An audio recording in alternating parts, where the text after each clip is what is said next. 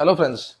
जैसा कि आप सभी जानते हैं कि हमारे मोस्टली वीडियोस आपकी हेल्थ के अराउंड होते हैं, तो हम आपसे उम्मीद करते हैं दोस्त आपकी हेल्थ के लिए एटलीस्ट हमारे वीडियोस को आप एंड तक देखें, बिकॉज जो सॉल्यूशन आपको प्रोवाइड करते हैं, जो सॉल्यूशन आप डिस्कस करते हैं, वो बहुत ही रूटीन के सॉल्यूशंस होते हैं जिन जिन समस्याओं से आप डेली जूझते हैं, डेली लाइफ में जूझते हैं, पर्टिकुलर समस्याओं के अराउंड होते हैं। तो हमारा आपसे रिक्वेस्ट है कि कभी कभी भी हमारा वीडियो आप देखें तो पूरा देखें, ताकि आप उस प्रोडक्ट को यूज़ करने का पूरा तरीका जान पाएँ। तो दोस्तों, आज हम जो प्रोडक्ट डिस्कस कर रहे हैं वो है ऑस्टियोआर्थराइटिस नी ब्रेस। ऑस्टियोआर्थराइटिस एक प्रोग्रेसिव स्टेज है जहाँ पर आपकी हड्डियाँ कमज़ोर हो जाती हैं और नई हड्डियाँ बननी कम हो जाती हैं और हड्डियों का गलना शुरू हो जाता है। इसमें सबसे ज़्यादा इफेक्ट क्या होता है? हमारे नीज होते हैं। जब हमारे नीज में आप जब बोलते हैं ग्रीस खत्म हो गया देसी भाषा में, या बोलते हैं कि हड्डियों से कट कट की आवाज़ आने लगती है, तो उसको बोलते हैं ऑस्टियोआर्थराइटिस। इसकी बहुत सारी स्टेज होती है, stage 1, stage 2, stage 3, depending upon the severity of disease. अब होता क्या है, इसमें दो तरह की डिफॉर्मिटीज होती हैं, एक होती है वेरस, एक होती है वेलगस। तो बट इसके लिए सॉल्यूशन क्या है? कंजर्वेटिव सॉल्यूशंस हैं लेकिन बहुत ही कम इफेक्टिव हैं। फिर कुछ सॉल्यूशंस ऐसे हैं जो कि सीधे सर्जरी में जाते हैं। Surgery is the last resort, but उससे पहले हम बहुत सी ऐसी चीज़ें हैं जो अपनाते हैं, यूज़ करते हैं, मेडिसिन यूज़ करते हैं, कुछ ब्रेसेस यूज़ करते हैं।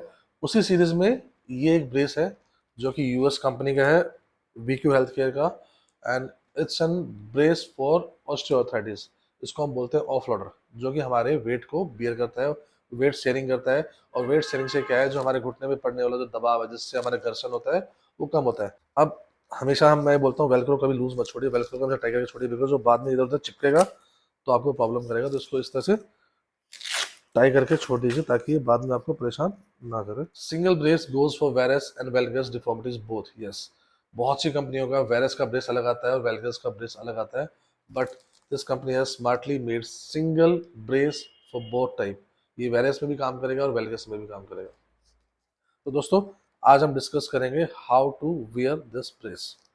आपको दिखाता हूँ, इसमें मार्किंग्स है। तो 1 2 3 4, जब इसको हम टाई करेंगे तो इसी अकॉर्डिंग टाई करेंगे। 1 2 3 4, फर्स्ट थिंग। सेकेंड थिंग, इसमें जो बहुत इंपॉर्टेंट चीज़ है, सो ये पर्टिकुलर ब्रेस जो है वो लेफ्ट लेग के लिए है। मैं इसको अपने लेफ्ट लेग पे अप्लाई करता हूँ। ये रहा मेरा लेफ्ट लेग। पहले मैं 90 डिग्री पोजीशन में बैठूंगा।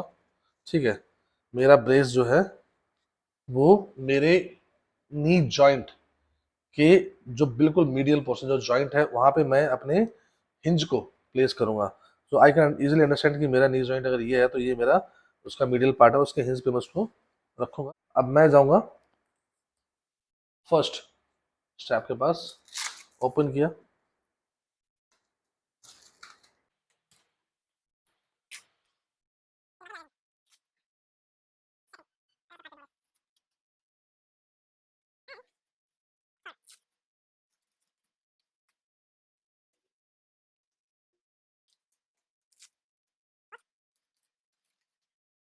मेरा ब्रेस मेरे पैर पर लग चुका है अकॉर्डिंग टू माई डिफॉर्मिटी।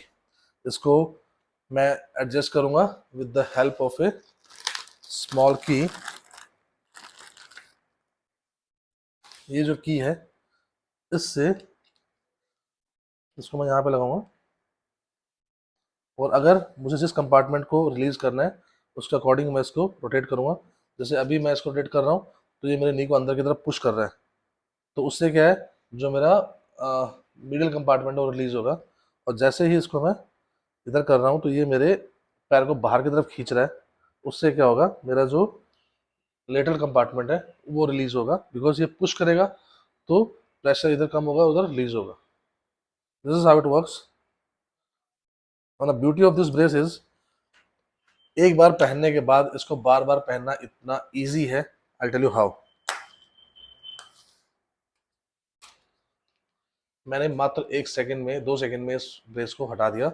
अब अगर मुझे इसको रीअप्लाई करना है तो I tell you how to reapply.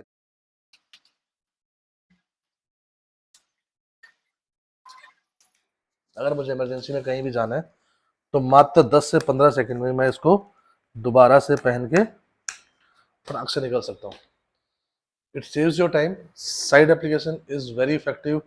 Pant style में आपको दिक्कत होगा पहनने में पूरा, और पैंट स्टाइल थोड़ा बल्कि भी होता है। साइड एप्लीकेशन ब्रेस हमेशा इजी टू वियर और इजी टू मूव होते हैं। अब देखिए, इसका मूवमेंट भी अच्छा है। टेल यू,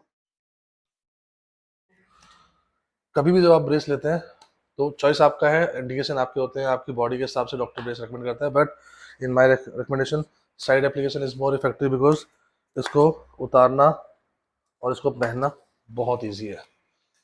2 से 3 सेकंड में उतरता है, 5 से 10 15 सेकंड में आप इसको इजीली दोबारा से पहन सकते हैं।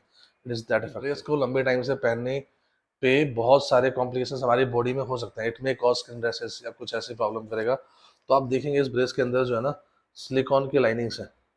ये सिलिकॉन लाइनिंग्स क्या करती हैं, ये बॉडी पे पहले तो एंटी स्लिप का काम करती है, दूसरा it avoids those skin rashes या स्किन इरिटेशन, या अवॉइड करती है बिकॉज जो फैब्रिक है वो कम्प्लीटली आपके बॉडी के टच में नहीं आएगा, और अगर आएगा भी तो फैब्रिक बहुत सॉफ्ट फैब्रिक है, आपकी बॉडी में कोई भी स्किन रैश कॉज नहीं करने वाला। सेकंड थिंग, आपके नी जॉइंट के पास जो हिंज है ना, ये कोई भी एक्स्ट्रा प्रेशर या कोई पेन कॉज नहीं करने वाला बिकॉज इसके साथ में जो पैडिंग है ये काफ़ी मोटी है।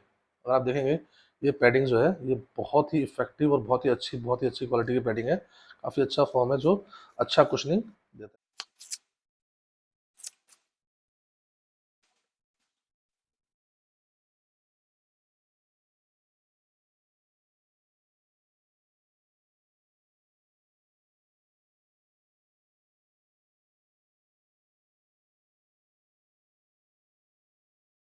अब ये यूनिवर्सल साइज है, this size fit all, small medium large XL सभी साइजेस में आप सेम ड्रेस को पहन सकते हैं।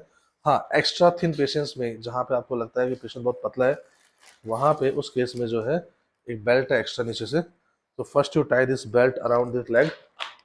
पहले हम इस बेल्ट को पैर के अराउंड बांधेंगे ताकि हम वो थिकनेस गेन कर सकें जितनी थिकनेस रिक्वायर्ड है, और उसके बाद जो है हम फिर ब्रेस को अप्लाई करते हैं। तो इजीली हमारा पर्पस जो है वो सॉल्व हो जाता है, सिंपल।